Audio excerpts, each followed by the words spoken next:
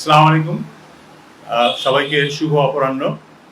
আমি বক্তব্য শুরু করার আগে আমার কমিশন মেম্বারদের সবাইকে একটু পরিচয় করিয়ে দিই। তারপরে মানে সবাই অনেকের ব্যস্ততা আছে, চলে যেতে পারেন। আমি থাকছি আপনাদের সব প্রশ্নের উত্তর দেওয়ার জন্য। কিন্তু কেউ যদি চলে যেতে চান, চলে যেতে পারবেন কমিশন সদস্যরা। সুতরাং আমি পরিচয় করিয়ে দিই। আমার ডান দিক থেকে আক্তার হোসেন খান, উনি সাবেক সচিব এবং নোয়াবের পরামর্শক। ফাহিম আহমেদ, উনি যমুনা টেলিভিশনের সিইও এবং ব্রডকাস্ট জার্নালিস্ট সেন্টারের একজন ট্রাস্টি, কমিশনের মেম্বার। আমার ডান দিকে উনি কামরুন্নেসা হাসান, উনি বাংলাদেশ টেলিভিশনের সাবেক উপমহাপরিচালক, কমিশনের সদস্য। বাঁ দিকে অধ্যাপক জিতিয়ারা নাসরিন, ঢাকা বিশ্ববিদ্যালয়ের গণযোগাযোগ বিভাগের আপনাদের অনেকেরই শিক্ষক। তার পাশে শামসুল হক জাহিদ, উনি ফাইন্যান্সিয়াল এক্সপ্রেসের সম্পাদক, কমিশনের সদস্য। আর অঞ্জন চৌধুরী, উনি অ্যাটকোর টেলিভিশন চ্যানেল ওনার্স অ্যাসোসিয়েশনের সভাপতি, উনিও কমিশনের সদস্য। আমার পিছনে সৈয়দ আবদাল আহমেদ, উনি আমার দেশ পত্রিকার নির্বাহী সম্পাদক এবং একই সাথে উনি এর আগে ছিলেন জাতীয় প্রেস ক্লাবের সাধারণ সম্পাদক, এখনও জাতীয় প্রেস ক্লাবের নির্বাহী কমিটির সদস্য। জিমি আমির, উনি মিডিয়া সাপোর্ট নেটওয়ার্কের সদস্য, মিডিয়া সাপোর্ট নেটওয়ার্কের সাথে জড়িত এবং সাংবাদিক। তার পাশে আব্দুল্লাল মামুন, শিক্ষার্থী প্রতিনিধি, উনি জাহাঙ্গীরনগর বিশ্ববিদ্যালয়ের শিক্ষার্থী এবং একই সাথে উনি প্রথম আলোর প্রতিনিধি। মোস্তফা সবুজ, উনি ডেইলি স্টারের বগুড়ার প্রতিনিধি এবং কমিশনের সদস্য। টিটু দত্তগুপ্ত, উনি বিজনেস স্ট্যান্ডার্ডের ডেপুটি এডিটর এবং কমিশনের সদস্য। যেহেতু এখানে সবার বসার জায়গা নেই, ততক্ষণ ওনারা দাঁড়িয়ে থাকতে পারবেন আমি জানি না, সেই কারণে আমি পরিচয় করিয়ে দিলাম। যদি কারো ব্যস্ততা থাকে কমিশন সদস্যদের মধ্যে থেকে, তারা হয়তো চলে যাবেন। আমরা এই কমিশন, যে গণমাধ্যম সংস্কার কমিশন, এটা 18ই নভেম্বর গঠিত হয়েছিল। 18ই নভেম্বর থেকে প্রথমে 90 দিন সময় দেওয়া হয়েছিল, পরে আরও 30 দিন সময় দেওয়া হয়েছিল। এই 120 দিনের মধ্যে আমরা আমাদের কাজটা শেষ করেছি। কমিশন সারা দেশে অংশীজনদের সাথে মত বিনিময় করেছে। আমরা অংশীজন বলতে মালিক, প্রকাশক, সম্পাদক, সাংবাদিকদের সংগঠনগুলোর প্রতিনিধি এবং বিভিন্ন পেশাজীবী সংগঠনের প্রতিনিধি, যারা গণমাধ্যমের স্বার্থ নিয়ে কাজ করেন, তাদের সাথে আমরা আলাপ আলোচনা করেছি, মত বিনিময় সভা করেছি। ঢাকার বাইরে 9টি জায়গায় যে আমরা বিভাগীয় পর্যায়ে আশপাশের জেলাগুলো থেকে বা বিভাগগুলোর অংশ যে জেলাগুলো, সেই জেলাগুলোর প্রতিনিধিদেরকে আমন্ত্রণ জানিয়ে সেখানেও আমরা মত বিনিময় করেছি। মোট প্রায় 1400 লোকের সাথে আমরা এই কমিশন মত বিনিময় করেছি এবং এই মত বিনিময়ে কি মতামত উঠে এসেছে তার বিস্তারিত বিবরণ আমাদের পরিশিষ্টের মধ্যে থাকবে। অনলাইনে আপনারা দেখে নিতে পারবেন, চাইলে কে কি সাজেশন দিয়েছেন এবং কে কী ধরনের বক্তব্য দিয়েছেন সব কিছুই সেখানে থাকবে। এই কমিশন গঠনের পর আমরা যেটা দেখলাম যে এই কমিশন কাজ করার ক্ষেত্রে প্রথমেই যেটা ভেবেছে যে কমিশনের গণমাধ্যমের যে বর্তমান বাস্তব অবস্থা, এই বাস্তব অবস্থা একদিনের সৃষ্টি না, এটা গণমাধ্যমের দীর্ঘদিনের যে প্রক্রিয়া পরিবর্তন, সেই পরিবর্তনের মধ্য দিয়ে এসছে। দীর্ঘদিন ধরে যে চর্চাগুলো হয়ে আসছে, সেই চর্চাগুলোর ক্রমাবনতির পরিণতিতে আজকে গণমাধ্যমের পরিস্থিতি এক ধরনের সংকটের মধ্যে এবং সংবাদ মাধ্যমের স্বাধীনতা, সাংবাদিকদের স্বাধীনতা একেবারেই সংকটের মধ্যে পড়ে গিয়েছিল। তো সেই বাস্তবতায় আমরা মোটামুটি একটা ইতিহাস পর্যালোচনা করেছি এবং ইতিহাস পর্যালোচনা করে সেই ইতিহাস থেকে শিক্ষা নেওয়ার চেষ্টা করেছি যে কোথায় কোথায় ত্রুটি ছিল, কী কী কারণে ত্রুটি ছিল এবং সেই ত্রুটিগুলো দূর করার সেরা উপায় কী হতে পারে। আমরা সংবাদ মাধ্যমের, গণমাধ্যম বলতে টেলিভিশন, রেডিও, সংবাদপত্র, অনলাইন সবগুলোরই বিষয় আমরা বিবেচনা করে দেখেছি। এদের প্রত্যেকের সমস্যা একরকম নয়, এক একজনের এক এক রকম সমস্যা, কিন্তু সাংবাদিকতার সমস্যা সব ক্ষেত্রেই এক। টেলিভিশনের সাংবাদিকেরও যে সমস্যা, পত্রিকার সাংবাদিকেরও সেই সমস্যা, অনলাইনের সাংবাদিকেরও সেই সমস্যা। সুতরাং সাংবাদিকতার সমস্যা, সেটাকে আমরা চিহ্নিত করার চেষ্টা করেছি। সেটা মোকাবেলা করার উপায় কী হতে পারে সেটা আমরা এক্সপ্লোর করেছি এবং একই সাথে গণমাধ্যমের যে বিভিন্ন মাধ্যমের কথা আমি বললাম, টেলিভিশন, রেডিও, অনলাইন, সংবাদপত্র, সেগুলোরও প্রত্যেকটার ইন্ডিভিজুয়াল সমস্যা কী সেই শিল্পের, সেটা আমরা জানার চেষ্টা করেছি এবং সেটা সমাধান খোঁজার চেষ্টা করেছি। সমাধানের ক্ষেত্রে আমি আগেই বলেছি আমাদের অতীত অভিজ্ঞতা থেকে আমরা শিক্ষা নেওয়ার চেষ্টা করেছি। একই সাথে ইন্টারন্যাশনাল বেস্ট প্র্যাকটিসেস, আন্তর্জাতিক পর্যায়ে উত্তম চর্চা যেটা, সেটা থেকে আমরা শিক্ষা নেওয়ার চেষ্টা করেছি এবং সেগুলো থেকে বাংলাদেশে কতটা প্রযোজ্য বা প্রয়োগ করা যাবে, অনুসরণ করা যাবে, সেটা বিবেচনায় নিয়েই আমরা এই সুপারিশমালা তৈরি করেছি।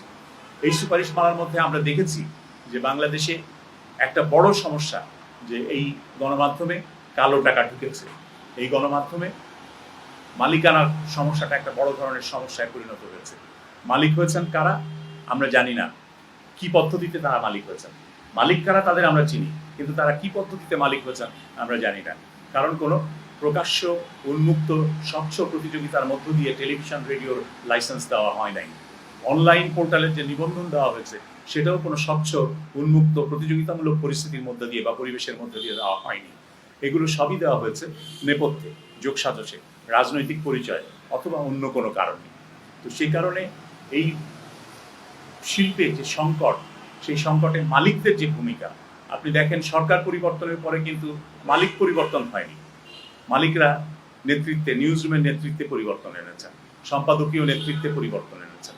কারণ তারা চাইছেন যে যারা ক্ষমতায় আসতে পারে বা যারা যেই ক্ষমতা, যেই রাজনৈতিক শক্তির উত্থান ঘটছে বলে মনে হচ্ছে, তাদের সাথে এক ধরনের লিয়াজও করা দরকার, যোগ সাজস্য স্থাপন করা দরকার, যোগাযোগ স্থাপন করা দরকার। সুতরাং সেই কারণেই তারা নেতৃত্বে পরিবর্তন এসেছে। কিন্তু এই মালিকদের কাউকে ঘোষণা দিতে হয়নি যে তার যে তিনি যে গণমাধ্যমে বিনিয়োগ করছেন সেই বিনিয়োগের উৎস কি, সেই বিনিয়োগ কি কর প্রদেয় টাকা না কর দেওয়া হয়নি এরকম টাকা, এরকম কোনো কিছুই বলা হয়নি। আমরা দেখেছি টেলিভিশনের লাইসেন্স যারা নিয়েছেন তাদের মিশন স্টেটমেন্ট কি ছিল, মিশন স্টেটমেন্টে কিছুই ছিল না, যা ছিল শুধুমাত্র রাজনৈতিক অঙ্গীকার। আমি আওয়ামী লীগ করি বা আমি আওয়ামী লীগের আদর্শ প্রচার করতে চাই, আমি সরকারের ডিজিটাল ভিশনকে তুলে ধরতে চাই, সে কারণে আমি টেলিভিশন চ্যানেল চাই, এরকমই আবেদনপত্র ছিল। সেখানে জনস্বার্থের কোনো বিষয় ছিল না। তো আমরা মোটামুটি সব কটা টেলিভিশন চ্যানেলের, সব কটা রেডিওর যে অনুমতির জন্য যে আবেদনপত্র, সেগুলো যাচাই করে দেখেছি যে জনস্বার্থ সেখানে কোনো বিষয় ছিল না, ফিলান্থ্রপি বলে কোনো জিনিস সেখানে ছিল না। সেই কারণে এখন যারা এই টেলিভিশনের মালিকানায় আছেন, বড় বড় সংবাদপত্রের মালিকানায় আছেন, তাদের মালিকানার মধ্যে জনগণের স্বার্থ কতটুকু প্রতিফলিত হচ্ছে তাদের মালিকানায় পরিচালিত প্রতিষ্ঠানে, সেটা একটা বড় প্রশ্ন। কারণ তাদের কোনো জবাবদিহিতা নাই। আমরা গণমাধ্যম থেকে রাজনীতিকদের জবাবদিহিতা চাইছি, আমরা আমলাদের জবাবদিহিতা চাইছি, কিন্তু গণমাধ্যমের জবাবদিহিতা কোথায়? একটা পত্রিকা আর একটা পত্রিকার বিরুদ্ধে বলছে, পত্রিকার মালিকের বিরুদ্ধে রিপোর্ট করছে, তার জবাবদিহি কোথায়? এই রিপোর্টটা কি জনস্বার্থ সম্পর্কিত না একেবারেই ব্যক্তিগত স্বার্থ সম্পর্কিত? এইসব প্রশ্ন আমরা বিবেচনা করে দেখেছি। সারা পৃথিবীতেই এখন সংবাদপত্রের মালিক কারা বা টেলিভিশন চ্যানেলের গণমাধ্যমের মালিক কারা, এটা একটা বড় প্রশ্ন। এবং সেই প্রশ্ন নিরসনের জন্য বিভিন্ন ধরনের আইন বিভিন্ন দেশে হচ্ছে। যেমন বিভিন্ন দেশে, এমনকি খোদ আমেরিকায়, ক্রস ওনারশিপ অ্যালাউড না, অর্থাৎ যিনি টেলিভিশনের মালিক তিনি সংবাদপত্রের মালিক হতে পারেন না, আবার যিনি সংবাদপত্রের মালিক তিনি টেলিভিশনের মালিক হতে পারেন না। এই সমস্ত প্র্যাকটিস থেকে আমাদের ভারতেও কিন্তু এই আইন বিবেচনাধীন আছে যে ক্রস ওনারশিপ অ্যালাউ করা হবে না, এটা পার্লামেন্টে একটা বিল বিবেচনাধীন আছে। এরকম অনেক দেশেই কিন্তু এই পরিবর্তনগুলো হচ্ছে। ইন্দোনেশিয়ায় আমরা দেখেছি যে ইন্দোনেশিয়ায় গণমাধ্যম করলে সেই গণমাধ্যমকে কর্পোরেশন হতে হয়, তাকে পাবলিক লিস্টেড কোম্পানি করতে হয়। পাবলিক লিস্টেড কোম্পানি করলে যেই সুবিধাটা হয় সেটা হলো বছর শেষে তাদের অডিটেড অ্যাকাউন্টস, নিরীক্ষিত হিসাব প্রকাশ করতে হয়। এবং ইন্দোনেশিয়ায় প্রত্যেকটা গণমাধ্যমে সাংবাদিক কর্মচারী যারা কর্মী, সেই প্রতিষ্ঠানের কর্মী, তাদেরকে শেয়ার দিতে হয়। এগুলোর মধ্য থেকে কিন্তু বোঝা যায় যে গণমাধ্যমের যে ওনারশিপ একক হাতে কেন্দ্রীভূত থাকলে সেটাকে যে ব্যক্তির স্বার্থে ব্যবহারের চেষ্টা হয়, পারিবারিক স্বার্থে ব্যবহারের চেষ্টা হয়, কোম্পানির বা নিজস্ব গোষ্ঠীর স্বার্থে ব্যবহারের চেষ্টা হয়, সেটা থেকে বেরিয়ে আসার প্রতিকার পাওয়ার একটা উপায় হচ্ছে যে এটা যদি পাবলিক লিস্টেড কোম্পানি হয়। সুতরাং আমরা সুপারিশ করেছি যে বড়, বৃহৎ এবং মধ্যম আকারের যত গণমাধ্যম কোম্পানি আছে তাদের উচিত হবে পাবলিক লিস্টেড কোম্পানি করা, শেয়ার ফ্লোট করা এবং সাংবাদিক কর্মচারীদেরকে তাদের শেয়ারের অংশীজন বানানো, শেয়ার দেওয়া। এটা আমরা প্রস্তাব করেছি। আমরা ক্রস ওনারশিপ এটাও বন্ধ করার প্রস্তাব করেছি। ওয়ান হাউস ওয়ান মিডিয়া, এর চাইতে বেশি হতে পারবে না। কারণ আপনারা দেখেছেন একই হাউস থেকে একাধিক টেলিভিশন চ্যানেল একই ধরনের খবর প্রচার করছে, একাধিক হাউস থেকে একই ধরনের পত্রিকা একাধিক খবর প্রচার করছে, একই ভাষায় দুটো দৈনিক পত্রিকা। আপনি মতামত কলাম দেখবেন কিংবা বিশ্লেষণ দেখবেন, গত কয়েকদিন আগেই যদি আপনি খুঁজে বের করেন দেখতে পাবেন যে বিশ্লেষণ হুবহু এক। তো দুটো কাগজ তাহলে দুই পত্রিকা কেন কিনবে পাঠক? সেখানে পাঠক কি পাচ্ছে? এবং এটা হচ্ছে বাজারের স্বচ্ছ প্রতিযোগিতাকে বিভ্রান্ত করার কৌশল এবং নিজের মনোপলি প্রতিষ্ঠার, একটা হাউসের মনোপলি প্রতিষ্ঠার চেষ্টা, কেন্দ্রীকরণের চেষ্টা। এই কেন্দ্রীকরণের চেষ্টা ভেঙে দেওয়া দরকার এবং সে কারণে আমরা মনে করি, কমিশন মনে করে যে one house one media policy implement করা উচিত। এটা করার উপায় কি হতে পারে? উপায় হচ্ছে যে তারা তাদের যে কোনো একটি বেছে নেবেন, কোনটা তারা রাখবেন, অন্যটি মালিকানা হয় হস্তান্তর করবেন অন্য কারো কাছে, অথবা তারা দুটো হাউসকে মিলিয়ে যেই মাধ্যমটা রাখবেন সেই মাধ্যমটাকে আরও স্ট্রঙ্গার, আরও বড় আকারের প্রতিষ্ঠান হিসাবে পরিচালনা করবেন। সেটা একটা সমাধান হতে পারে। ফলে আমরা প্রস্তাব করেছি এবং এই ধরনের সমাধান সম্ভব বলে আমরা বিশ্বাস করি। এখন এটা নির্ভর করবে সরকারের উপরে। আমরা প্রস্তাব করেছি বাংলাদেশ টেলিভিশন এবং বাংলাদেশ বেতার সম্পর্কে। বাংলাদেশ টেলিভিশন এবং বাংলাদেশ বেতারের স্বায়ত্তশাসনের জন্য গত 3 দশকেরও বেশি, 3.5 দশক ধরেই যদি আমরা 90 থেকে বলি, তাহলে সারা দেশে একটা রাজনৈতিক ঐক্যমত্য আছে। সব দল সবসময় বলে এসেছে যে বেতার টিভির স্বায়ত্তশাসন দিতে হবে। এখন এটা উপযুক্ত সময় বেতার টিভির স্বায়ত্তশাসন ইমপ্লিমেন্ট করা, বাস্তবায়ন করা। আমরা তাই বলেছি যে দুটিকে একীভূত করে একটি জাতীয় সম্প্রচার প্রতিষ্ঠান গড়ে তোলা হোক, যে জাতীয় সম্প্রচার প্রতিষ্ঠান তার অধীনে যে জাতীয় সম্প্রচার প্রতিষ্ঠান স্বাধীন একটি পরিচালনা পর্ষদ পরিচালনা করবে, সরকার সরাসরি পরিচালনা করবে না। এবং আমরা এটাও বলেছি যে সরকারের আরেকটি প্রতিষ্ঠান বাংলাদেশ সংবাদ সংস্থা, এই বাংলাদেশ সংবাদ সংস্থার বিভিন্ন বর্তমান এবং অতীতের যারা কাজ করেছেন, অতীতে যারা নেতৃত্ব দিয়েছেন, ব্যবস্থাপনা পরিচালক বা প্রধান সম্পাদক হিসাবে আমরা সবার মতামত নিয়েছি। সবাই এক বাক্যে স্বীকার করেছেন যে এই প্রতিষ্ঠানটি রাজনৈতিক অনুগত সাংবাদিকদের পুনর্বাসন কেন্দ্রে পরিণত হয়েছে। যখনই সরকার বদল হয় তখনই এখানে নতুন একদল সাংবাদিক এসে চাকরি পান, পদ পান এবং সেই সরকারের জন্যই কাজ করেন, এর বাইরে আর কিছু থাকে না। তো এইটা কোনো কার্যকর সাংবাদিকতার ক্ষেত্র এখন আর নেই। সুতরাং আমরা বলেছি যে এখানে পেশাদার সাংবাদিকতার সুযোগ আছে এবং এই বার্তা সংস্থাকে, বাসসকে যদি জাতীয় সম্প্রচার সংস্থার সাথে একীভূত করে জাতীয় সম্প্রচার সংস্থার বার্তা বিভাগ হিসাবে দাঁড় করানো যায়, তাহলে সেটা সরকারের সম্পদের শ্রেষ্ঠ ব্যবহার হবে। আমরা একথা এই কারণে বলেছি যে বেতার এবং টিভির নিজস্ব কোনো সাংবাদিক নেই। যা সাংবাদিক আছেন তারা পেশাদার না, অধিকাংশই তারা নির্ভর করেন সরকারি কর্মকর্তাদের। বিসিএস সম্প্রচার কর্মকর্তারা হলেন ওখানকার নেতা বার্তা কক্ষের। আর যে সমস্ত সাংবাদিকরা রিপোর্টার হিসাবে কাজ করেন তারাও খণ্ডকালীন চুক্তিভিত্তিক, তারা কেউ পেশাদার সাংবাদিক ওই হিসাবে নন। তো সুতরাং সেখানে পেশাদার সাংবাদিকদের কাজ করার সুযোগ তৈরি হবে যদি বাসস জাতীয় সম্প্রচার সংস্থার অংশ হিসাবে তার বার্তা বিভাগ হয়ে দাঁড়ায়। তো আমরা সে ধরনের সুপারিশও করেছি। আমরা আইনগত ক্ষেত্রে সংস্কারের কথা বলেছি, অনেকগুলো সংস্কারের কথা বলেছি। যে আইনগুলো স্বাধীন সাংবাদিকতাকে বাধাগ্রস্ত করে সেগুলোর কি পরিবর্তন দরকার সেগুলো আমরা স্পষ্ট করে চিহ্নিত করে এই সুপারিশমালার মধ্যে দিয়েছি। তবে আমরা এর সাথে আরও একটা জিনিস দিয়েছি যে সাংবাদিকদের নিরাপত্তা দরকার। সাংবাদিকরা নিরাপত্তায় হুমকি, সাংবাদিকদের নিরাপত্তার হুমকি আসে শারীরিক হামলা, আইনগত হামলা এবং হুমকি ধামকি, এগুলো নানা ধরনের বিষয়ের মধ্য দিয়ে। তো এগুলোর থেকে সুরক্ষা দেওয়ার দায়িত্ব রাষ্ট্রের। আমরা সেজন্য রাষ্ট্রকে সেই দায়িত্ব দিয়ে সাংবাদিকতা সুরক্ষা আইন করার জন্য বলেছি এবং সাংবাদিকতা সুরক্ষা আইনের একটা খসড়া অধ্যাদেশ জারি করা যাতে সহজ হয় সেজন্য একটা খসড়া অধ্যাদেশও আমরা তৈরি করে এই রিপোর্টের সাথে যুক্ত করে দিয়েছি। আমরা সংবাদ মাধ্যমের মধ্যে অনেক বিভিন্ন সময় অভিযোগ আসে যে ভুল সংবাদ প্রচার হচ্ছে, মানুষ ক্ষতিগ্রস্ত হচ্ছে, সাংবাদিকরা হয়রানি করছেন। গ্রিভেন্সেস, মানুষের সাধারণ পাঠক, দর্শক, শ্রোতা, তাদের গ্রিভেন্সেস, সেটার প্রতিকার পাওয়ার জায়গা কোথাও নেই। আগে একটা ছিল প্রেস কাউন্সিল, এখনো আছে সেই প্রেস কাউন্সিল, কিন্তু সেই প্রেস কাউন্সিল খুব একটা কার্যকর না। সেই প্রেস কাউন্সিল সাংবাদিকদের স্বাধীনতা রক্ষাতেও কোনো ভূমিকা রাখতে পারেনি কার্যকরভাবে, আবার একইভাবে ভুক্তভোগী যারা সংবাদ মাধ্যমের ভাবে অন্যায় বা ভুলের কারণে যারা ভুক্তভোগী তাদের প্রতিকার দেওয়ার ক্ষেত্রেও খুব সফল হয়নি। আবার প্রেস কাউন্সিলের আরেকটা সীমাবদ্ধতা, সেই সীমাবদ্ধতা হচ্ছে যে এই প্রেস কাউন্সিলটি আইনে গঠিত হয়েছিল শুধুমাত্র সংবাদপত্র এবং বার্তা সংস্থা সাংবাদিকদের জন্য। সংবাদপত্র এবং বার্তা সংস্থা তার এখতিয়ারভুক্ত, কিন্তু এখন তো টেলিভিশন এবং অনলাইনের সাংবাদিকতার একটা বিরাট অংশ। তো তাহলে এই সাংবাদিকদের তদারকি প্রতিষ্ঠান কি হবে?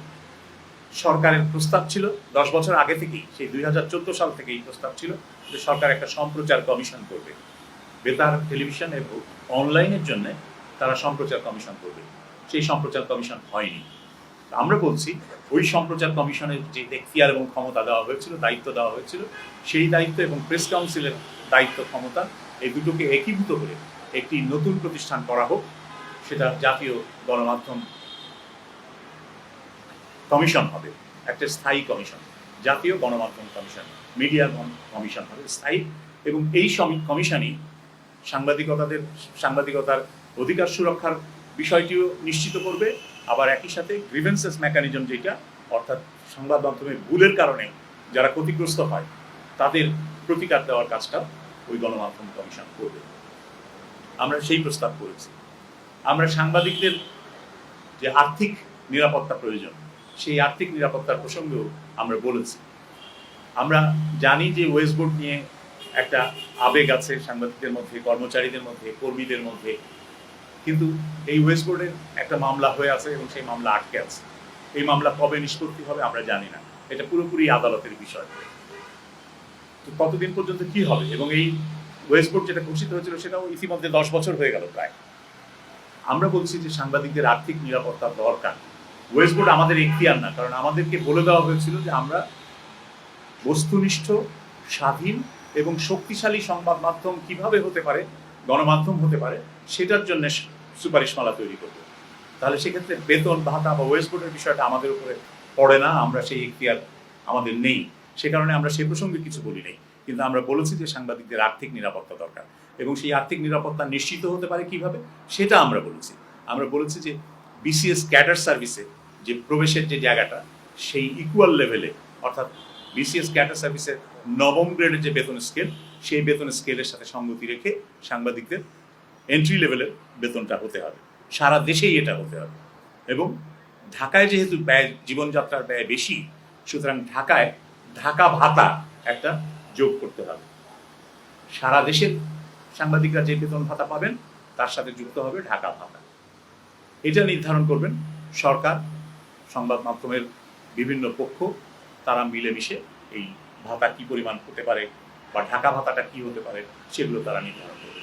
আমরা এটুকু পর্যন্ত বলেছি। বিভিন্ন পদের জন্য বেতনের পার্থক্য কি হবে না হবে সেগুলো ঠিক করার পদ্ধতি এই অংশীজনরা মিলে এবং সরকার মিলে ঠিক করবে। কিন্তু আমরা ন্যূনতম গ্যারান্টির কথাটা বলেছি যে এই গ্যারান্টিটা দরকার সারা দেশে সাংবাদিকদের, যাতে তারা তাদের মানসম্মত জীবনযাপন করতে পারে এবং দুর্নীতি এইখানে যেন ঢুকে পড়তে না পারে। সাংবাদিকদের মধ্যে দুর্নীতি ঢুকে পড়ার একটা অন্যতম কারণ হচ্ছে তাদের জীবনযাত্রার মান রক্ষার জন্য যথেষ্ট পরিমাণে পর্যাপ্ত আয়ের নিশ্চয়তা নেই। সেই নিশ্চয়তা বিধানের কথা আমরা বলেছি। আমরা সাংবাদিকদেরকে বিজ্ঞাপন এজেন্ট হিসাবে, অ্যাডভার্টাইজিং এজেন্ট হিসাবে, যে অ্যাডভার্টাইজমেন্ট কালেক্ট করতে হবে, বিজ্ঞাপন সংগ্রহ করতে হবে, সেই কাজ করতে দেওয়া যাবে না, এই কথা আমরা বলেছি। সাংবাদিকের কাজ সাংবাদিকতা করা, সেটা করতে দিতে হবে। আমরা মোটামুটিভাবে মোট 21টির মতন বোধহয়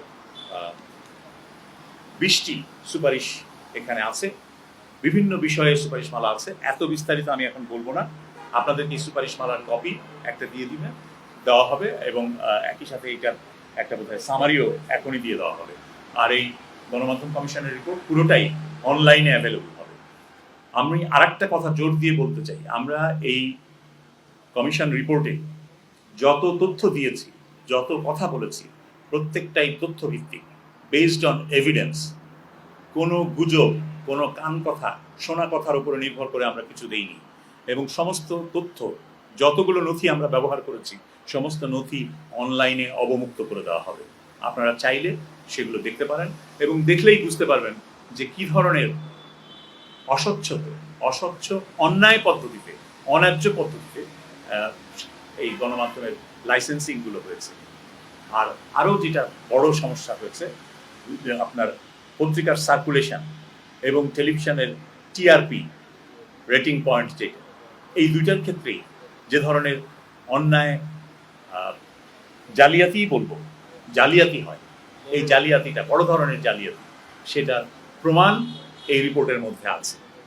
ঢাকা শহরে যদি সরকারের হিসাব, সরকারের ডিএপিতে যে তালিকাভুক্ত পত্রিকার সংখ্যা, প্রচার সংখ্যা, সেটা যদি বিশ্বাস করতে হয়, তাহলে আজকে ঢাকা শহরের দৈনিক পত্রিকা 1,51,00,000 দৈনিক পত্রিকা বিক্রি হওয়ার কথা। কিন্তু বাস্তবে যা বিক্রি হয় আমরা দেখেছি, যারা বিক্রি করেন ঢাকা শহরে কাগজ, হকার সমিতির মাধ্যমে, 2টা সমিতি ঢাকায় কাগজ বিতরণ নিয়ন্ত্রণ করে, এই 2টা সমিতি কতগুলো কাগজ বিক্রি করে এবং কি পরিমাণে বিক্রি করে সেটা আমরা হিসাব করে দেখেছি, 10 লাখের বেশি হবে না। তাহলে 1,41,00,000 পত্রিকার হিসাবটা একেবারেই ভুয়া, জালিয়াত হিসাব। সরকারের ডিএপি তালিকাভুক্তিতে 600-র উপরে কাগজ মিডিয়া লিস্টভুক্ত আছে, যারা বিজ্ঞাপন পাওয়ার, সরকারি বিজ্ঞাপন পাওয়ার যোগ্য। কিন্তু আমরা ওই হকার সমিতির লিস্টে দেখেছি সর্বোচ্চ 52টা কাগজ বিক্রি হয়, তাদের তালিকায় এর বাইরে আর কোনো কাগজ নাই। তো যে কাগজ কেউ কেনে না, সেই কাগজ এমনি প্রকাশিত হয়, সেই কাগজ প্রকাশিত হয় সরকারের বিজ্ঞাপন নেওয়ার জন্য। এই অসাধু কাজ, এটা পুরোপুরি একটা অসাধু চর্চা এই শিল্পে চলছে, যেটা মূলধারার কাগজগুলোকে ক্ষতিগ্রস্ত করছে। এটা বন্ধ হওয়া দরকার। টেলিভিশনের ক্ষেত্রেও ঠিক একই ধরনের জালিয়াতি হচ্ছে, এবং সেটা Bangladesh satellite company limited, BSCL, তারা এখন টিআরপি রেটিং করে। টিআরপি মনিটরিং করার জন্য যে ডিভাইস তাদের বসানোর কথা, তারা এই দায়িত্বটা নেওয়ার প্রথম বছরের মধ্যে 8,000 ডিভাইস বসানোর কথা ছিল। গত ডিসেম্বর পর্যন্ত মাত্র 200 ডিভাইস বসিয়ে তার উপরে টিআরপি রেটিং দিয়েছে। এই রিপোর্ট যখন তৈরি করা হয়, লেখা হয় গত সপ্তাহে, তখন তারা বলেছে এর মধ্যে আর 100 বেড়েছে, 300 ডিভাইসে তারা টিআরপি রেটিং করছে। এটা গুরুতর অন্যায় করা হচ্ছে টেলিভিশন শিল্পের সাথে, বিজ্ঞাপন শিল্পের সাথে। এগুলো আমরা সংস্কারের কথা বলেছি। আমরা বলেছি এগুলো যাচাইযোগ্য হতে হবে, এবং এই যাচাই শুধু সরকার করবে তা না, এই যাচাই শুধু শিল্পের লোকেরাই করবে তা না, এই যাচাইয়ের তৃতীয় পক্ষকে ইনভলভ করতে হবে, এবং সেই তৃতীয় পক্ষ হচ্ছে নাগরিক সমাজের প্রতিনিধি। আমরা আশা করি এই যাচাইযোগ্য পন্থাগুলো যদি ইমপ্লিমেন্ট করা হয়, বাস্তবায়ন করা হয়, তাহলে এখানে সুস্থ পরিবেশ ফিরে আসবে এবং সুস্থ প্রতিযোগিতা, সুষ্ঠু ন্যায্য প্রতিযোগিতার পরিবেশ তৈরি হবে। আমরা চাই ন্যায্য সুষ্ঠু পরিবেশের মধ্যে দিয়ে, স্বচ্ছ প্রতিযোগিতার মধ্য দিয়ে ভালো কাগজ, ভালো টেলিভিশন চ্যানেল, ভালো বেতার, এগুলো টিকে থাকুক, এবং তাদেরকে সমর্থন করতে হবে। তাদেরকে সমর্থন যাতে সরকার সমর্থন দেয়, কোনো গোষ্ঠী বা ব্যক্তিকে না, এই শিল্পকে নীতিগত সহায়তা দেয়।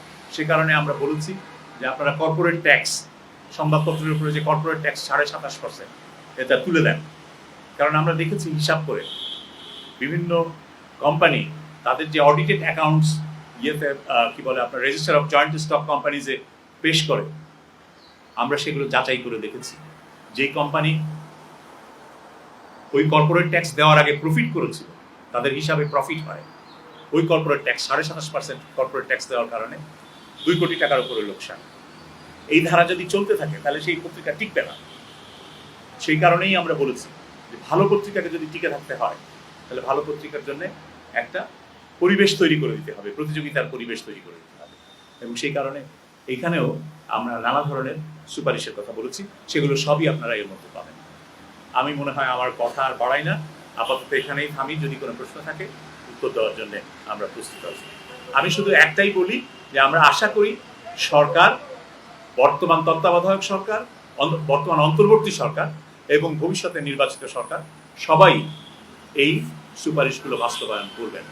কারণ আমরা আশা করি, শুধু আশা করি না, আমরা দেখেছি কাগজে কলমে যে তারা ঘোষণা করে প্রকাশ করেছেন যে সংবাদপত্রের স্বাধীনতা, সাংবাদিকদের স্বাধীনতা সুরক্ষার জন্য তারা কি কি পদক্ষেপ নেবেন। এটা অনেক দলই, বড় দল, অতীতে ক্ষমতায় ছিল, ভবিষ্যতে ক্ষমতায় আসবে বলে আশা করে তারা প্রকাশ করেছে, এবং সেই ঘোষণার মধ্যে আছে। সুতরাং আমরা আশা করি তারা তাদের অঙ্গীকার বাস্তবায়ন করবেন এবং সেই অঙ্গীকার বাস্তবায়ন করার জন্য বেশি কিছু করতে হবে না, এই সুপারিশমালা বাস্তবায়ন করলেই তাদের অঙ্গীকার বাস্তবায়ন হবে। অসংখ্য ধন্যবাদ। রিপোর্টটা পেলেই পড়লেই বলতে পারবেন। আমরা বলেছি সাংবাদিকদের ন্যূনতম স্নাতক যোগ্যতা থাকতে হবে, কিন্তু তার সাথে আমরা আরো শর্ত জুড়ে দিয়েছি যে সাংবাদিকতা 1 বছর শিক্ষানবিশ হওয়ার পরেই সে সাংবাদিক হিসাবে পূর্ণ ইয়ে পাবে, তার স্ট্যাটাসটা হবে। রাশেদ রাশেদ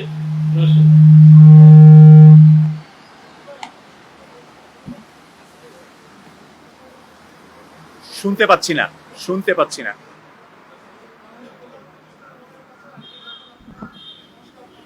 জমা দিয়েছেন সঠিকভাবে শুনতে বলছিলেন যে উনি এই সংস্কার করার বিষয়ে আশু করণীয় কি কিছু পরামর্শ দিয়েছেন, সেই পরামর্শ গুলো যদি আমাদের সাথে শেয়ার করেন। আমরা আশু করণীয় হিসাবে বলি নাই এখনো। আশু এর মধ্যে অনেকগুলো পদক্ষেপ আছে। না, মাননীয় প্রধান উপদেষ্টা আমাদেরকে বলেছেন যে খুব শীঘ্রই আমাদেরকে একটা লিস্ট দেন যেগুলো আমরা ইমিডিয়েটলি করে ফেলতে পারি। আমরা বলেছি আগামী 2 দিনের মধ্যে আমরা এটা দিয়ে দিব। এখানে লিস্টের মধ্যে বলা আছে অনেক কিছুই, যেগুলো করার জন্য বেশি কিছু লাগবে না, সরকারের একটা নির্বাহী আদেশেই সেগুলো হয়ে যেতে পারবে। সেগুলোর জন্য কোনো আইন করা লাগবে না, কোনো কনসালটেশনেরও দরকার হবে না, কারণ সেগুলো সব এভিডেন্স বেসড। যেমন আমি বললাম যে এবিসির যে পত্রিকার সার্কুলেশন সংখ্যা যাচাইয়ের যে পদ্ধতি এখন আছে, সেই পদ্ধতি পরিবর্তনের জন্য কোনো কনসালটেশন দরকার হবে না, কারণ আমরা এভিডেন্স বেসড সাজেশন দিয়েছি, সমস্যা চিহ্নিত করে তার সুপারিশ দিয়েছি। সরকার চাইলেই একটা নির্বাহী আদেশ করে দিতে পারবে। এরকম কি কি অ্যাকশন খুব দ্রুত নেওয়া যায় সেটার একটা তালিকা মাননীয় প্রধান উপদেষ্টা করে দিতে বলেছেন, আমরা করে দেবো। কিন্তু এইখানে আলাদা করে আর ওটা বলা নাই, এটা আমরা বলে দেবো। Thank you. এই প্লিজ এই আলমগীর মনিরুজ্জামান উজ্জ্বল।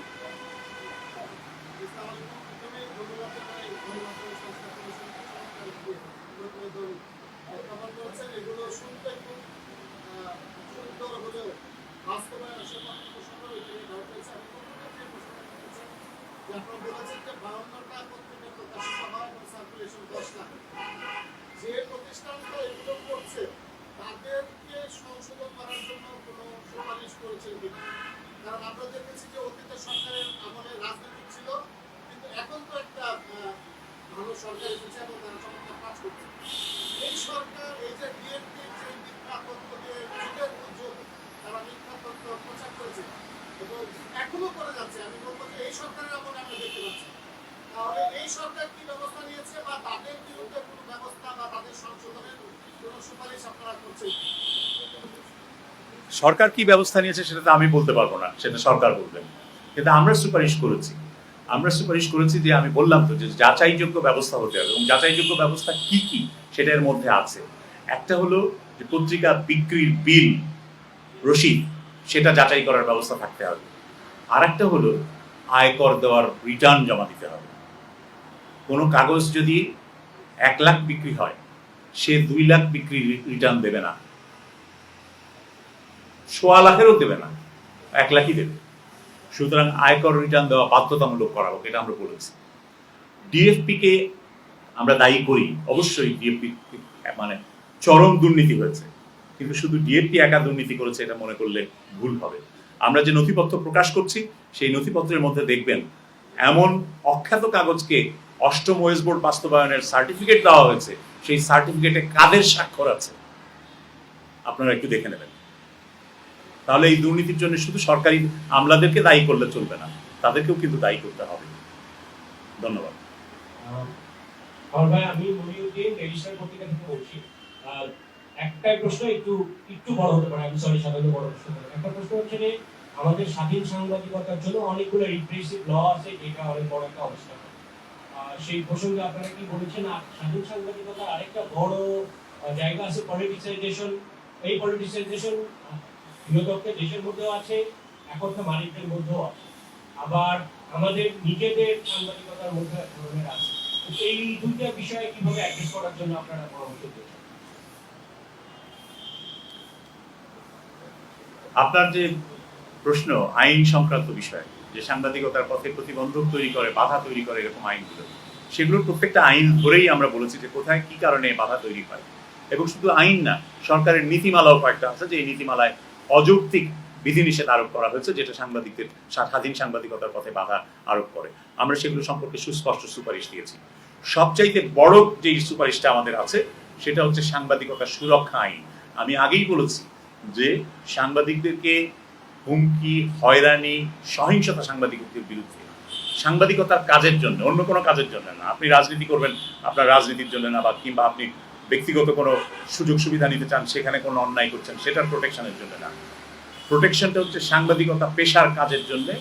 আপনি যদি কোনো হুমকি, কোনো ধরনের আক্রমণ, কোনো ধরনের আইনি বাধার সম্মুখীন হন, সেটা যে তরফ থেকেই হোক, সরকার কিংবা কোনো এজেন্সি কিংবা এমনকি আপনার মালিক পক্ষ, তাহলেও এই সাংবাদিকতা সুরক্ষা আইনে সাংবাদিকের পেশাগত সুরক্ষা নিশ্চিত করার দায়িত্ব সরকারের উপরে পড়বে। আমরা সেই আইনের একটা খসড়া তৈরি করে দিয়েছি, যাতে অধ্যাদেশ হিসাবে সরকার সেটা অচিরেই প্রকাশ করতে পারে এবং জারি করতে পারে এবং সেটা কার্যকর হয়। আমার মনে হয় না যে এর চাইতে বড় কোনো পদক্ষেপ নেওয়া সম্ভব। এই সাংবাদিকতা সুরক্ষা আইন বিভিন্ন দেশে হয়েছে, এখন হচ্ছে আমাদের সাবকন্টিনেন্টেও। পাকিস্তানে এই আইন বিবেচনাধীন আছে পার্লামেন্টে, ভারতেও এই ধরনের একটা আইন পার্লামেন্টে বিবেচনাধীন আছে, ইউরোপে আছে এই আইন, ইউরোপীয় ইউনিয়নে এই আইন করেছে। এবং সেই ইউরোপীয় ইউনিয়নে এমনকি ওই যে স্পাইওয়্যার যে আপনার ডিভাইসে, মোবাইল ডিভাইসে ইমপ্লান্ট করা হয়, কিংবা প্রাইভেসি হস্তক্ষেপের জন্য যে আমাদের মোবাইল চেক করে দেখে, এগুলো করতে পারবে না যদি এই আইনটা হয়। সো আমরা সেরকম একটা আইনের প্রস্তাব করেছি। আপনার দ্বিতীয় প্রশ্ন যে রাজনীতিকরণ সংক্রান্ত, আমরা তো বলছি যে বস্তুনিষ্ঠ সাংবাদিকতা, তাহলে তো সেই রাজনীতিকরণের কোনো সুযোগ থাকে না। আপনি যদি রাজনৈতিক দিক থেকে সাংবাদিকতা করেন, তাহলে তো সেটা বস্তুনিষ্ঠ হলো না। আমরা বস্তুনিষ্ঠ সাংবাদিকতার কথা বলছি, এবং গণমাধ্যম এর উপর একটা দায়িত্ব আছে যে ভিন্ন মত, বহুমতের প্রতিফলন তাদেরকে নিশ্চিত করতে হবে। Thank you. আমার মনে হয় আর কোনো কোশ্চেন নাই, প্রশ্ন নাই। আমরা প্রশ্ন করবেন?